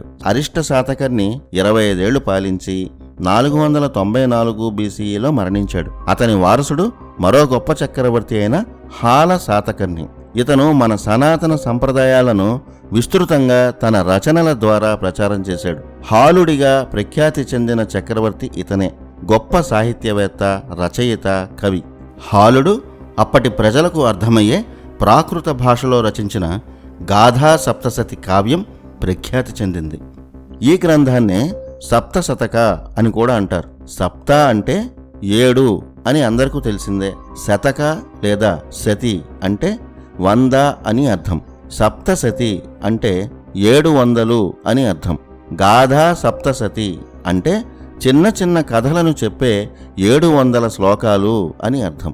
ఈ గాథా సప్తశతి గ్రంథం వల్లే హాలుడు ప్రసిద్ధి చెందాడు. ఇందులో హాలుడు రాసినవి కొన్ని ఉంటే అప్పటి కవులు రాసిన గొప్ప శ్లోకాలను కూడా హాలుడు ఈ సప్తశతిలో సంకలనం చేశాడు. శ్రీనాథ కవి సార్వభౌముడు ఈ గాథా సప్తశతిని సప్తశతిగా తెలుగులోకి అనువదించాడు. ముఖ్యంగా ఇంట్లో ఇల్లాలి కట్టు బొట్టు దగ్గర నుంచి భార్యాభర్తల అనురాగం, వారి సంసార జీవితంలోని మధురిమలు, కుటుంబ జీవితం, పల్లెటూరి జీవితాలు, వైదిక సంప్రదాయాల విలువలు, వీటన్నిటినీ సామాన్యులకు అర్థమయ్యేలా రచించిన గ్రంథం గాథా సప్తసతి. వైవాహిక బంధం ఇంటిని ఎంత అందంగా మారుస్తుందో, మహిళలకు కట్టుబొట్టు ఎంత మర్యాదను అందాన్ని ఇస్తాయో హాలుడు గాథా సప్తసతిలో వివరించిన తీరు అద్భుతం. ఆ కాలంలో ప్రజల జీవన విధానాన్ని తెలుసుకోవాలంటే ఈ గాథా సప్తసతి చదవాలి. ఎంతో అందమైన కవిత్వం గాథా సప్తసతిలో ఉంటుంది. ఆ కాలంలో ఇంత గొప్ప కవితా సంకలనం చేశారంటే అప్పటికే మనం ఎంత నాగరికులమో అర్థమవుతుంది. హాలుడు పరిపాలించిన కాలం 5 ఏళ్లు మాత్రమే. 494 నుంచి 489 BCE వరకు మాత్రమే పరిపాలించాడు. కానీ ఈ 5 ఏళ్లు సాహిత్య రచనకు స్వర్ణయుగం. అంతేకాదు, ప్రపంచ సాహిత్యంలో లౌకిక సాహిత్యానికి సంబంధించిన అతి ప్రాచీన రచన గాథా సప్తసతి. ఇలాంటి చరిత్రను ఎంత గొప్పగానో పుస్తకాల్లో చెప్పాలి. ఆ విషయంలో మన మోడర్న్ హిస్టోరియన్స్ పూర్తిగా ఫెయిల్ అయ్యారు. కనీసం ఈ హాలుడి గురించి కూడా మన చరిత్ర పుస్తకాల్లో సరిగ్గా చెప్పలేదు. మన దేశ సంస్కృతి ముందు ఎందుకు పనికిరాని విదేశీ రచనల మీద మన చరిత్రకారులకు ఉన్న శ్రద్ధ గాథా సప్తసతి లాంటి గ్రంథాల మీద లేకపోవడం మన దౌర్భాగ్యం. కనీసం గాథా సప్తసతి అంటే అర్థమేమిటో కూడా చాలామందికి తెలియని పరిస్థితి. హాల శాతవాహనుడు సింహళ దేశ యువరాణిని వివాహం చేసుకున్నాడు. దేశవ్యాప్తంగా ఉన్న స్థానిక భాషల కవులను, వారి గ్రంథాలను ఆదరించి భాషలకు గొప్ప సేవ చేశాడు. శాతవాహన రాజుల్లో 19వ చక్రవర్తి అయిన హాల శాతకర్ణి 489 BCEలో మరణించాడు. హాల శాతకర్ణి తర్వాత 489 BCEలో 20వ శాతవాహన చక్రవర్తిగా మండలక శాతకర్ణి పట్టాభిషిక్తుడయ్యాడు. ఇక్కడి నుంచి శకులు, హూణులు, యవనుల దాడులు భరతఖండంపై భీకరంగా జరిగాయి. ముఖ్యంగా శకులు మహారాష్ట్ర ప్రాంతాన్ని ఆక్రమిస్తూ వచ్చారు. అటు పార్థియన్లుగా చెప్పే యవనులు ఉత్తర భారతం వైపు ఆక్రమిస్తూ వస్తున్నారు. వాటిని నియంత్రించడంలో హాలుడి తర్వాత చాలా కాలం శాతవాహనులు దారుణంగా ఓడిపోయారు. హాలుడి తర్వాత మండలక శాతకర్ణి, పురీంద్రసేన శాతకర్ణి, సుందర శాతకర్ణి, మహేంద్ర శాతకర్ణి, శివ శాతకర్ణి ఈ 5 రాజులు 489 నుంచి 433 BCE వరకు పాలించారు. అంటే ఈ 5 56 ఏళ్లే పరిపాలించారు. ఈ రాజుల్లో కొందరు యుద్ధాల్లోనే మరణించారు. శకుల దండయాత్రలు తీవ్రంగా ఉన్న ఆ రోజుల్లో శాతవాహన సామంతులు చాలామంది స్వతంత్రం ప్రకటించుకున్నారు. అలా 24వ శాతవాహన చక్రవర్తి అయిన శివశాతకర్ణి నాటికి అఖండ శాతవాహన సామ్రాజ్యం ధాన్యకటకం కేంద్రంగా ఆంధ్ర ప్రాంతం వరకే మిగిలి సామాన్య రాజ్యం స్థాయికి దిగజారిపోయింది. శాతవాహన సామ్రాజ్యం పతనమైందని, ఇక విదేశీయుల ఆక్రమణలతో భరతఖండం అరాచక రాజ్యంగా మారుతుందని ప్రజలు భయపడుతున్న రోజులవి. 433 BCEలో శకులతో జరిగిన యుద్ధాల్లో 24వ శాతవాహన చక్రవర్తి శివశాతకర్ణి మరణించాడు. కానీ అతని మరణమే శకులకు మరణ శాసనం అయింది. ఎందుకంటే ఆ శివశాతకర్ణి తర్వాత కొదమ సింహం లాంటి అతను కుమారుడు సింహాసనం ఎక్కాడు. అతనే 25వ శాతవాహన చక్రవర్తి, శకులను యవనులను నాశనం చేసిన గౌతమీపుత్ర శాతకర్ణి. 18వ శాతవాహనుడు అయిన అరిష్ట శాతకర్ణి సమయంలోనే జగద్గురు ఆదిశంకరులు జన్మించారని లాస్ట్ ఎపిసోడ్లో చెప్పుకున్నాం.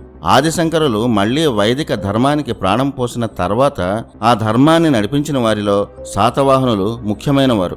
మళ్లీ యజ్ఞయాగాలు, వైదిక విద్య వీటికి గౌతమీపుత్ర శాతకర్ణి సమయంలో స్వర్ణయుగం. గౌతమీపుత్రుడు వైదిక ధర్మాన్నే పాటించాడు, యజ్ఞ యాగాలు చేశాడు. సనాతన ధర్మం బలంగా నిలబడాలంటే అది స్త్రీ వల్లే సాధ్యమవుతుంది. మన వివాహ వ్యవస్థకు, కుటుంబ వ్యవస్థకు ఆధారం స్త్రీ. అందుకే స్త్రీని మన వేదాలు దేవతలుగా వర్ణించాయి. ఆదిశంకరులకు ముందు ఇతర ధర్మాల్లో ప్రాభవం కోల్పోయిన స్త్రీలకు మళ్లీ వైదిక ధర్మంలో ప్రాధాన్యత, గౌరవం పెరిగాయి. శాతవాహనులు మహిళలకు అధిక ప్రాధాన్యతను ఇచ్చారు. ఆ విధానం గౌతమీపుత్రుడి కాలంలో ఇంకా పెరిగింది. నిజానికి ఈ శాతకర్ణి అసలు పేరు మార్తాండ శివశాతకర్ణి అని చెప్తారు. కానీ తల్లికి ఎంతో విలువ ఇస్తూ స్త్రీ ప్రాధాన్యతను విస్తృతం చేసేందుకు తన పేరునే మార్చేసుకున్నాడు. గౌతమీపుత్ర శాతకర్ణిగానే ప్రఖ్యాతి చెందాడు. గౌతమీపుత్ర తర్వాత కూడా తల్లి పేర్లతోనే శాతవాహన చక్రవర్తులు ప్రఖ్యాతి చెందారు. మహిళలపై అంత గౌరవాన్ని గౌతమీపుత్రుడు చూపించాడు. గౌతమీపుత్రుడు మహావీరుడు. ఆంధ్ర ప్రాంతానికే పరిమితమైపోయిన శాతవాహన వైభవాన్ని మళ్లీ దేశవ్యాప్తం చేశాడు. గౌతమీపుత్ర శాతకర్ణి గురించి చరిత్రకారులు సరైన పరిశోధనలే చేయలేదు. అతని కాలాన్ని సామాన్య శకంలో 1 లేదా 2వ శతాబ్దమని చరిత్ర పుస్తకాల్లో ఇష్టం వచ్చినట్లు రాశారు. అతని కాలం, అతని ప్రాచీనత విషయంలో చరిత్రకారులు తప్పులు రాసినట్టు చాలామంది చరిత్ర పరిశోధకులు కూడా చెప్తుంటారు. పురాణ ఆధారాలు, చరిత్ర పరిశోధకుల ప్రకారం ఈ 25వ శాతవాహన చక్రవర్తి అయిన గౌతమీపుత్ర శాతకర్ణి కాలం 433 BCE నుంచి 408 BCE. గౌతమీపుత్ర శాతకర్ణి కాలాన్ని మాయం చేసే క్రమంలో మన హిస్టోరియన్లు ఏకంగా 433 ఏళ్ల చరిత్రను మింగేశారు. గౌతమీపుత్రుడు 1వ శతాబ్దం వాడని చెప్పే సరైన ఆధారాలే లేవు. తవ్వకాల్లో బయటపడిన నాణాలు, శాసనాలకు మరోసారి ఆధునిక పరీక్షలు చేస్తే అసలు గుట్టంతా బయటపడుతుంది. గౌతమీపుత్ర శాతకర్ణి రాజైన సమయంలో భరతఖండం అస్తవ్యస్తంగా ఉంది. అటు చైనా నుంచి కుషానుల లాంటి దురాక్రమణదారులు కొద్ది కొద్దిగా ఆక్రమించారు. ఈ చైనా కుషానులను మన చక్రవర్తుల కన్నా గొప్పవారిగా మోడర్న్ హిస్టోరియన్స్ చూపించారు. కానీ వీరు చక్రవర్తులే కాదు, దురాక్రమణదారులు. ఈ చైనీయులు భారత్కు అప్పుడు శత్రువులే, ఇప్పటికీ శత్రువులే. గౌతమీపుత్ర శాతకర్ణి కాలంలో శాతవాహనులకు ప్రధాన శత్రువులు భూమక, నహపాణ అనే శకులు.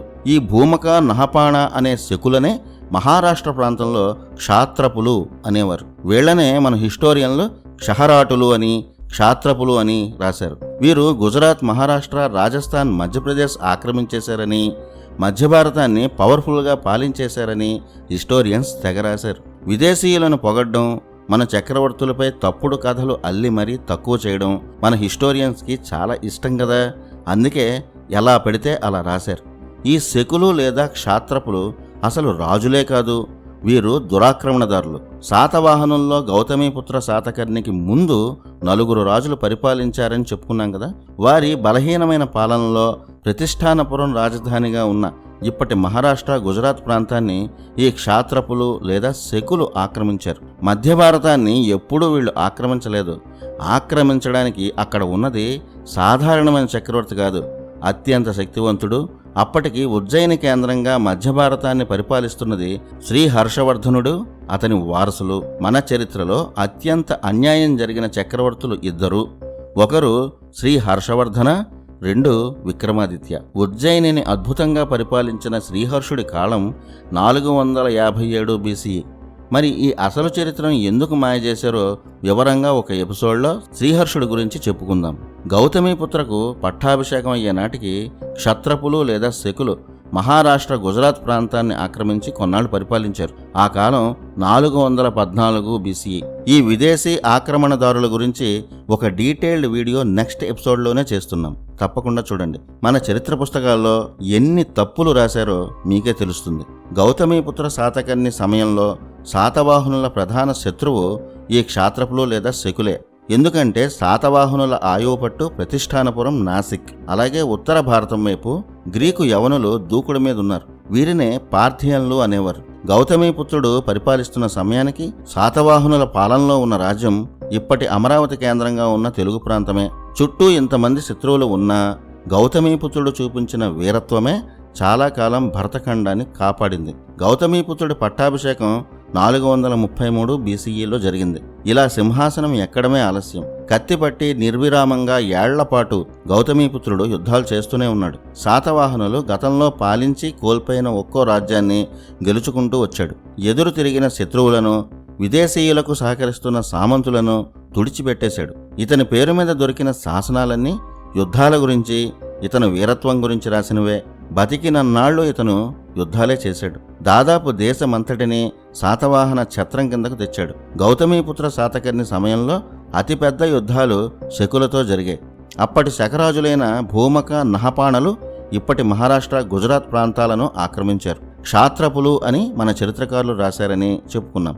414 BCE కాలంలో ఈ శకరాజులైన భూమక, నహపాణలను గౌతమీపుత్రుడు సర్వనాశనం చేశాడు. పార్థియన్లు లేదా యవనులను కూడా ఇప్పటి ఆఫ్ఘనిస్తాన్ వరకు తరిమేశాడు. అంతలా గౌతమీపుత్రుడు ఆక్రమణదారులను సంహరించాడు. శకరాజులైన భూమన, నహపాణలను గౌతమీపుత్రుడు నిర్దాక్షిణ్యంగా సంహరించాడు. అలా ఒకప్పుడు శ్రీముఖుడు ఇప్పటి దక్షిణాది నుంచి మగధ వరకు విస్తరించిన శాతవాహన సామ్రాజ్యాన్ని గౌతమీపుత్రుడు మళ్లీ సాధించి అప్రతిహతంగా పరిపాలించాడు. అతను పరిపాలించిన 25 ఏళ్లలో శకులను నాశనం చేశాక బంగాళాఖాతం, హిందూ మహాసముద్రం, అరేబియా సముద్రం ఇలా 3 వైపులా ఉన్న సముద్ర తీర ప్రాంత రాజ్యాలన్నింటినీ యుద్ధాల ద్వారా, సంధుల ద్వారా శాతవాహన సామ్రాజ్యంలో కలిపాడు.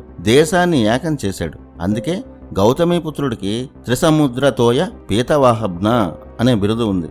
అంటే గౌతమీపుత్రుడి సైన్యాలు 3 సముద్రాల వైపు విజయవంతంగా నడిచాయి అని అర్థం. ఇతని తల్లి వేయించిన శాసనాల్లో గౌతమీపుత్రుడు శకులను, యవనులను, పహ్లవులను నాశనం చేసిన వీరుడని రాసి ఉంది. గౌతమీపుత్రుడికి దక్షిణాపధపతి, దక్షిణ సముద్రేశ్వరుడు అనే బిరుదులు కూడా ఉన్నాయి. గౌతమీపుత్ర శాతకర్ణి పూర్తిగా వైదిక ధర్మాన్ని పాటించాడు. అతను 2 అశ్వమేధ యాగాలు చేశాడు. ఈయన కాలంలో వచ్చిన బౌద్ధ సన్యాసులను గౌరవించి వారికి ఆశ్రయం కల్పించాడు. మొట్టమొదటిసారిగా రాజు ముఖ చిత్రంతో నాణాలు వేయించిన చక్రవర్తి కూడా గౌతమీపుత్రుడేనని చరిత్ర చెప్తోంది. మహారాష్ట్రలోని నాసిక్లో పాండవులేని గుహల్లోని శాతవాహనుల శాసనం ప్రఖ్యాతి చెందింది. ఇది గౌతమీపుత్ర విజయాలను చెప్పే శాసనం. ఈ శాసనాన్ని గౌతమీపుత్రుడు మరణించాక అతని తల్లి గౌతమీ బాలశ్రీ వేయించారు. ఇందులో గౌతమీపుత్రుడు శత్రువుల అహంకారాన్ని అణిచివేశాడని, శాక యవనులను నాశనం చేశాడని, నహపాణ కుటుంబాన్ని కూకటి వేళ్లతో పెకలించి వేశాడని ఉంటుంది. 25వ శాతవాహన చక్రవర్తి అయిన గౌతమీపుత్ర శాతకర్ణి 433 బీసీఈ నుంచి 408 బీసీఈ వరకు 25 ఏళ్లు పరిపాలించాడు. అలుపెరగని యుద్ధాల వల్ల అనారోగ్యం పాలై చిన్న వయసులోనే 408 బీసీఈలో గౌతమీపుత్రుడు మరణించాడు. గౌతమీపుత్రుడి భార్య వాసిష్ఠి. వీరి కుమారుల్లో పెద్దవాడు పులోమావి. ఇతన్నే రెండో పులోమావి అంటారు. కానీ ఇతన్ని రెండో పులోమావి అని పిలవనక్కర్లేదు. ఇతని పూర్తి పేరు వాసిష్ఠీపుత్ర పులోమావి శాతకర్ణి. గౌతమీపుత్ర తర్వాత 26వ శాతవాహన చక్రవర్తిగా అతని కుమారుడు వాసిష్ఠీపుత్ర పులోమావి అఖండ శాతవాహన సామ్రాజ్యానికి చక్రవర్తి అయ్యాడు. వాసిష్ఠీపుత్ర పులోమావి పరిపాలనా కాలం 408 బీసీఈ నుంచి 376 బీసీ, అంటే 32 ఏళ్లు పరిపాలించాడు. ఇతను గౌతమీపుత్ర అంత శక్తివంతుడు కాదు. అయితే రాజ్యాన్ని ఆర్థికంగా పరిపుష్టం చేశాడు. గౌతమీపుత్రుడు మరణించిన వెంటనే అక్కడక్కడా ఉన్న శకులకు ధైర్యం వచ్చింది. అప్పటికి శకరాజుల్లో శక్తివంతుడు రుద్రదమన. ఈ రుద్రదమన కాలం 420 బీసీఈ నుంచి 360 బీసీఈ. ఇప్పటి గుజరాత్లోని గిర్నార్ ప్రాంతాన్ని అతను ఆక్రమించి కొన్నాళ్లు పాలించాడు. గౌతమీపుత్ర తర్వాత మహారాష్ట్ర, గుజరాత్ కలిసి ఉన్న సౌరాష్ట్ర అంతటిని ఆక్రమించేందుకు వాసిష్ఠపుత్ర పులోమావితో రుద్రదమనుడు యుద్ధం చేశాడు. గౌతమీపుత్ర అంత యుద్ధ కౌశల్యం వాసిష్ఠపుత్రకు లేదు. అందువల్ల రుద్రదమనతో చేసిన యుద్ధాల్లో వాసిష్ఠిపుత్ర ఓటమి చూశాడు. అలా సౌరాష్ట్ర మళ్లీ చేయి జారిపోయింది. ఆ సౌరాష్ట్రను కాపాడుకునేందుకు వాసిష్ఠీపుత్ర పులోమావి శాకరాజైన రుద్రదమనుడి కుమార్తె సౌందర్యవతి అయిన దక్షమిత్రను వివాహం చేసుకున్నాడు. రాజకీయ బంధుత్వం కుదుర్చుకొని బదులుగా సౌరాష్ట్రను పొందాడు. శకులకు వాసిష్ఠీపుత్ర పులోమావి అల్లుడు అవడం వల్ల ఈ శాతకర్ణి ఉన్నంత వరకు శకుల దాడులు ఆగిపోయాయి. కానీ తలవంచని గౌతమీపుత్ర శాతకర్ణి ప్రతిష్ఠ మాత్రం ఈ వాసిష్ఠీపుత్ర పులోమావి వల్ల కాస్త తగ్గింది. వాసిష్ఠీపుత్ర పులోమావి రుద్రదమన కుమార్తె వివాహం తర్వాత రాజకీయాలు మారిపోయాయి. గౌతమీపుత్రుడి తర్వాత శాతవాహన సామ్రాజ్యం అంత బలంగా లేదని శత్రువులకు అర్థమైపోయింది. గుజరాత్లోని గిర్నార్, జునాగఢ్ శాసనాన్ని ఆనాటి శకరాజు రుద్రదమనుడే వేయించాడు. ఈ శాసనం కొంత సంస్కృతంలోనూ కొంత ప్రాకృతంలోనూ ఉంటుంది. వాసిష్ఠీపుత్ర పులోమావి దక్షల వివాహం, అప్పటి రాజకీయ ఒప్పందాల గురించి ఈ శాసనంలో వివరంగా ఉంది. అప్పటికే సంస్కృతానికి స్పష్టమైన లిపి ఉందని చెప్పే ఆధారం ఈ శాసనం. శకులతో బంధుత్వం కుదుర్చుకున్నాక వశిష్ఠపుత్ర పులోమావి శాతవాహన సామ్రాజ్యాన్ని ఆర్థికంగా బలంగా మార్చాడు. ముఖ్యంగా గౌతమీపుత్రుడి సమయంలోనే గట్టి పునాది పడిన నౌకా వాణిజ్యం వశిష్ఠపుత్ర పులోమావి కాలంలో చాలా అభివృద్ధి చెందింది. నౌకల ద్వారా వాణిజ్యం, పటిష్టమైన నావికా దళాన్ని నిర్మించిన చక్రవర్తుల్లో వశిష్ఠపుత్ర పులోమావి చాలా ముఖ్యమైనవాడు. ఆ కాలంలోనే సముద్రయానం, భారీ నౌకల నిర్మాణాల్లో భారతీయులు ఎంత ముందున్నారో ఈ కాలం చెప్తోంది.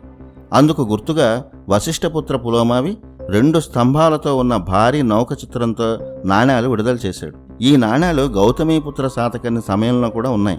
సముద్ర తీరాల మీద శాతవాహనుల నియంత్రణ ఏ స్థాయిలో ఉందో చెప్పే ఆధారం ఇది. వాసిష్ఠపుత్ర పులోమావి 408 బీసీఈ నుంచి 376 బీసీఈ వరకు 32 ఏళ్లు పరిపాలించి మరణించాడు. వాసిష్ఠపుత్ర పులోమావి కుమారుడు 27వ శాతవాహనుడు శివశ్రీ శాతకర్ణి. ఇతను 376 బీసీఈ నుంచి 369 బీసీఈ వరకు పాలించాడు. అంటే 7 ఏళ్లు మాత్రమే పరిపాలించాడు. వశిష్ఠపుత్ర పులోమావి వరకు ఆగిన శకుల దాడులు అతని మరణం తర్వాత మళ్లీ మొదలయ్యాయి. ఆ యుద్ధంలోనే ఇతను మరణించాడు. మళ్లీ సౌరాష్ట్రను శకులు ఆక్రమించారు. 27వ శాతవాహనుడు శివశ్రీ శాతకర్ణి 369 బీసీఈలో మరణించాడు. అతని తర్వాత 28వ శాతవాహన చక్రవర్తిగా శివశ్రీ కుమారుడు శివస్కంద శాతకర్ణి పరిపాలించాడు. శివస్కందుడు 369 బీసీఈ నుంచి 362 బీసీఈ వరకు పరిపాలించాడు. ఇతను కూడా తండ్రిలాగే 7 ఏళ్లు పరిపాలించి ఆక్రమణదారుల యుద్ధాల్లో మరణించాడు. అంటే 14 ఏళ్లలో 2 శాతవాహన చక్రవర్తులు అతి కొద్ది కాలమే పరిపాలించి మరణించారు. అప్పటికే శాతవాహన సామ్రాజ్యం పశ్చిమ భాగం మళ్లీ శకుల పరమైంది. అటు యవనులు కుషానులు కూడా ఆక్రమణలు చేస్తూ వచ్చారు. భరతఖండంపై వేల ఏళ్ల నుంచి విదేశీ దురాక్రమణలే. తినడానికి తిండి కూడా లేని దేశాలన్నీ హింసాత్మక ప్రవృత్తితో భారత్పైనే ఆక్రమణలు చేసేవి. ఆనాటి శకులు కుషానులు హూణులు యవనులు వీరంతా దురాక్రమణదారులే. కానీ వారిని ఎదిరించి తరిమి కొట్టే శక్తులు దేశభక్తులు భరతఖండంలో పుడుతూనే ఉన్నారు. 362 బీసీఈలో 28వ శాతవాహన చక్రవర్తి శివస్కంద శాతకర్ణి మరణించాడు. అతని కుమారుడు మరో గౌతమపుత్ర శాతకర్ణి అంత శక్తివంతుడు. అతనే శాతవాహనుల్లో 29వ చక్రవర్తి యజ్ఞశ్రీ శాతకర్ణి. ఇతని పూర్తి పేరు గౌతమీపుత్ర యజ్ఞశ్రీ శాతకర్ణి. పేరు ప్రభావమో ఏమో గాని నిజంగా ఇతను వీరత్వంలో గౌతమీపుత్రుడంతటి వాడే. యజ్ఞశ్రీ 362 బీసీఈ నుంచి 343 బీసీఈ వరకు 19 ఏళ్లు పరిపాలించాడు. ఈ యజ్ఞశ్రీ శాతకర్ణి శకులకు కాలయముడయ్యాడు. తన తాత తండ్రి మరణాలకు కారణమైన శకులను వెతికి మరీ సంహరించాడు. బంధుత్వాన్ని కూడా మర్చిపోయిన రుద్రదమన వంశంలో ఏ ఒక్కరిని వదలకుండా ఆ వంశాన్ని యజ్ఞశ్రీ సంపూర్ణంగా నాశనం చేశాడు. ఇతని కాలంలో శకులు చావు దెబ్బతిన్నారు. శకులు ఆక్రమించిన పశ్చిమ భారతంలో ప్రతి రాజ్యాన్ని యజ్ఞశ్రీ యుద్ధాల్లో గెలిచి శాతవాహన సామ్రాజ్యాన్ని విస్తరించాడు. మిగిలిన శకులను దేశం అవతలకు తరిమేశాడు. ఈయన కాలంలోనే వ్యాపారాల్లో క్రయ విక్రయాలకు నాణేలను ఎక్కువగా వాడారు. ఇతని నాణేల మీద కూడా నౌకల బొమ్మలే ఉండేవి. ఆనాడు అత్యంత శక్తివంతమైన భారీ నౌకా నిర్మాణాలు నావికా దళాలు యజ్ఞశ్రీ ఆధ్వర్యంలో శాతవాహనుల సొంతం. బౌద్ధాన్ని ఈ శాతకర్ణి బాగా ప్రోత్సహించాడు. బౌద్ధంలో మాధ్యమిక శాఖను స్థాపించిన గొప్ప బౌద్ధ గురువు ఆచార్య నాగార్జున. ఇతను యజ్ఞశ్రీ శాతకర్ణి కొలువులోనే ఉండేవారు. ఆచార్య నాగార్జునుడు బౌద్ధ గురువు మాత్రమే కాదు, ప్రఖ్యాత రసాయన శాస్త్రవేత్త, ఆయుర్వేద పండితుడు కూడా. ఇతను సామాన్య శకానికి ముందరవాడు. కానీ మన చరిత్ర పుస్తకాల్లో ఇతని కాలాన్ని కూడా మార్చేశారు. ఆనాటి ఆంధ్రదేశంలో ఈయన ఆశ్రమం శ్రీపర్వతంపై ఉండేది. ఆనాటి ఆ శ్రీపర్వతమే నేటి పల్నాడు జిల్లాలో ఉన్న నాగార్జున కొండ. ఇతని కాలంలోనే ఇప్పటి అమరావతి నగరం కూడా అభివృద్ధి చెందింది. ఆ నగరంలో బౌద్ధుల కోరిక మేరకు ఆరామాలు కట్టించాడు. శాతవాహనుల వైభవం 29వ శాతవాహనుడైన యజ్ఞశ్రీ శాతకర్ణితోనే దాదాపుగా ముగిసిపోయింది. 19 ఏళ్లు పాలించిన యజ్ఞశ్రీ శాతకర్ణి 343 బీసీఈలో మరణించాడు. ఇక ఆ తర్వాత 343 బీసీఈ నుంచి 327 బీసీఈ వరకు 3 చక్రవర్తులు శాతవాహన సామ్రాజ్యాన్ని పరిపాలించారు. అంటే 16 ఏళ్ల కాలంలో 3 చక్రవర్తులు మారారు. వారు యజ్ఞశ్రీ కుమారుడైన విజయశ్రీ శాతకర్ణి, ఆ తర్వాత చంద్రశ్రీ శాతకర్ణి పరిపాలించారు. ఇక 32వ శాతవాహన చక్రవర్తి చివరి రాజు 3వ పులోమావి. వీరు 3 అత్యంత బలహీన చక్రవర్తులు. వీరి కాలంలోనే శత్రువుల దాడులు, పర్షియాలో స్థిరపడిన క్రూరులైన శకుల దురాక్రమణదారుల వల్ల శాతవాహన సామ్రాజ్యం పూర్తిగా పతనమైంది. మొత్తంగా కలిశకంలో సుదీర్ఘకాలం పరిపాలించిన వంశం ఆంధ్ర శాతవాహన వంశం. నందులు మౌర్యుల కంటే ఎక్కువ కాలం పరిపాలించిన ఘనత శాతవాహనులదే. శ్రీముఖుడి నుంచి 32 మంది శాతవాహన చక్రవర్తులు సుదీర్ఘంగా 506 ఏళ్లు భరతఖండంలో చాలా భాగాన్ని పరిపాలించారు. తెలుగు ప్రాంతం ఇంత గొప్పగా ఉండడానికి ప్రధాన కారణం ఆనాటి శాతవాహనులు చేసిన అభివృద్ధే. 327 బీసీఈ నాటికి శాతవాహన శకం ముగిసింది. అప్పటికి భరతఖండ పరిస్థితులు పూర్తిగా మారిపోయాయి. మన దేశం మీద పర్షియా శకులు, గ్రీకు యవనులు, చైనా కుషాణులు, హూణులు ఇలా ఎంతోమంది మన సంపదను కొల్లగొట్టేందుకు దాడులు చేశారు. శాతవాహనుల పరిపాలన తర్వాతే గుప్తుల చరిత్ర మొదలైంది. చరిత్రలో మనం చదువుకునే గుప్తుల స్వర్ణయుగ పాలన మొదలైనది 327 బీసీఈలో. ఇక్కడే మన పాఠ్యపుస్తకాల్లో మోడర్న్ హిస్టోరియన్స్ మన చరిత్రను పూర్తిగా తప్పుదారి పట్టించారు. మన భారత చరిత్రలో 1500 ఏళ్లను మాయం చేసి మన దేశం గొప్పదనాన్ని, సంస్కృతిని తక్కువ చేసి చూపించారు. 327 బీసీఈలో గుప్తుల కాలం మొదలైతే ఇది మౌర్యుల చంద్రగుప్తుల కాలం అని రాశారు. ఇప్పటి వరకు మనం చెప్పుకున్న 1500 ఏళ్ల చరిత్రను మాయం చేసిన వారు బ్రిటిష్ వారు. ఆ తర్వాత వారి బానిసత్వంలోనే బతికిన మన మోడర్న్ హిస్టోరియన్స్ కూడా బ్రిటిష్ చరిత్రనే కాపీ పేస్ట్ చేశారు. మరి శాతవాహనుల తర్వాత పాలించిన గుప్తులు ఎవరు? వారి కాలాలేమిటి? చక్రవర్తులు ఎవరు? ఈ వివరాలు తెలుసుకునే ముందు అప్పటికి మన దేశాన్ని ఆక్రమించాలని చూస్తున్న విదేశీ మ్లేచ్చులు ఎవరో, వారి చరిత్ర ఏమిటో నెక్స్ట్ ఎపిసోడ్లో తెలుసుకుందాం. జై హింద్.